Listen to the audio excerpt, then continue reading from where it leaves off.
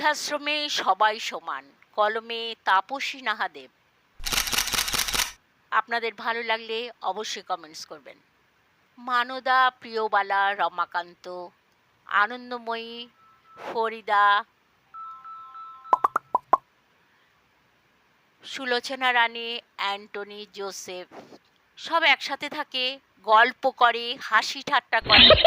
মানদা মানুষের বাড়ি কাজ করে। ছেলেকে বড় করে বিয়ে দেওয়ার পর ছেলে বৃদ্ধাশ্রমে রেখে গেল জোর করে, কারণ বউ পছন্দ করে না। সেই প্রথম দিন থেকে মনমরা হয়ে বসে থাকে, কিন্তু অন্য সবাই ওকে খুব ভালোবাসতো, কারণ সবার কাজ করে দিত, কারোর পায়ে ব্যথা হলে তেল মালিশ করে দিত, কাউকে খাইয়ে দিত, কারোর জামা কাপড় ধুয়ে শুকিয়ে ভাঁজ করে দিত, সবার সাথে হেসে হেসে গল্প করত। এইভাবেই সবার কাছে প্রিয় হয়ে গেছিল মানদা। সুলোচনা রানী কিছুদিন পর অসুস্থ হয়ে গেল। প্রচণ্ড জ্বর হয়েছিল। ওখানকার কাজের লোকেরা ওনার মাথায় জল ঢালা দিচ্ছিল, তাতে কিছুই হচ্ছিল না। মানদা তখন বাসক পাতা থেতু করে, তেলাকচু পাতা থেতু করে, তুলসী পাতা বেটে কপালে দিয়ে রাখলো, সিরাপ করে খাওয়ালো। আস্তে আস্তে জ্বর কমে গেল। সবাই ওর হাতের জাদু দেখে অবাক হয়ে গেল। শুধু তাই, ফরিদুল্লাহ কাকা প্রচণ্ড কাশি ছিল। সবার রাত্রি ঘুম উড়ে গেছিল। সারা রাত্রি কেউ ঘুমাতে পারতো না। ওনার কাশির আওয়াজে কারোর ঘুম হতো না। মানদা তখন তুলসী পাতা, আদা, গোলমরিচ, বাসক পাতা সব জলে ফুটিয়ে গরম গরম খাওয়াতো রোজ। আস্তে আস্তে কাশিও কমে গেল। সবাই এর জন্য আরো বেশি ভালোবাসতো। একদিন মানদা বাথরুমে পিছলে পড়ে গিয়ে বিছানায় শয্যাশায়ী হয়ে গেল। সবাই মিলে ওর সেবা করছিল, কিন্তু ও কিছুতেই ভালো হচ্ছিল না। খাওয়া দাওয়া বন্ধ হয়ে গেল।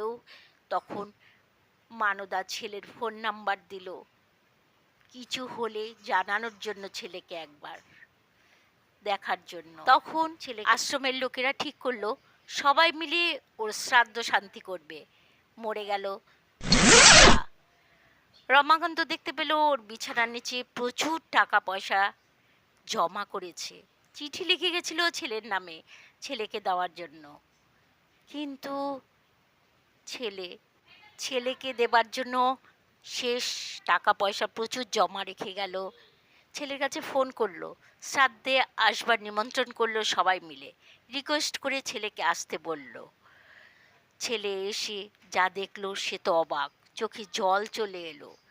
দেখলো শ্রাদ্ধের সময় যে খ্রিস্টান সে বাইবেল পাঠ করছে, যে মুসলিম সে আল্লাহর নাম করছে,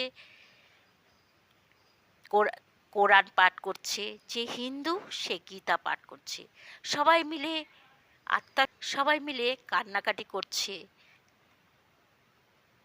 আত্মার শান্তির জন্য। দেখে আশ্রমের কর্মকর্তারা অবাক হয়ে গেল। সবার মিল দেখে ছেলে তো অবাক। কিছুক্ষণ বাদে আশ্রমের কর্মকর্তারা মায়ের জমানো টাকা পয়সা ছেলের হাতে দিল, 10 লাখ টাকা। তখন ছেলে বুঝতে পারলো যে মা কখনো ছেলেকে তুচ্ছ তাচ্ছিল্য করে না, অবহেলা করে না, সন্তানকে ভালোবাসে। ছেলে তখন বলল কাঁদতে কাঁদতে, এই টাকাগুলো এই টাকাগুলো আমার প্রাপ্য নয়, আমি এই টাকা নিতে পারবো না। এই আশ্রমে আমি দান করে গেলাম সবার জন্য, সবাই যাতে ভালোভাবে থাকতে পারে। ছেলের মন পাল্টে গেল।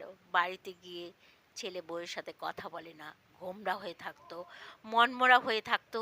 তারপর ছেলে অসুস্থ হয়ে কিছুদিন পর মারা গেল ছেলে। বউ তখন বুঝতে পারলো যে মা ছেলের ভালোবাসা কোনোদিনও আলাদা করা যায় না। করতে গিয়ে নিজের স্বামীকেই হারালো।